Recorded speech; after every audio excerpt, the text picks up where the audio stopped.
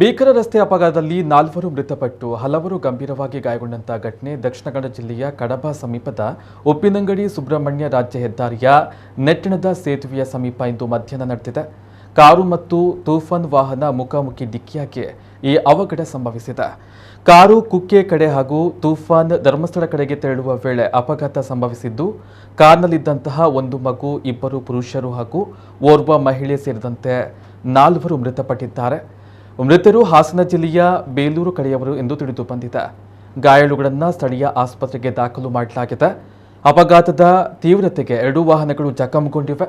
ಕಡಬ ಪೊಲೀಸರು ಘಟನಾ ಸ್ಥಳಕ್ಕೆ ಆಗಮಿಸಿ ಗಾಯಾಳುಗಳನ್ನು ಸ್ಥಳೀಯರ ನೆರವಿನೊಂದಿಗೆ ಆಸ್ಪತ್ರೆಗೆ ಸಾಗಿಸಿದ್ದು ಪ್ರಕರಣವನ್ನು ದಾಖಲಿಸಿಕೊಂಡಿದ್ದಾರೆ.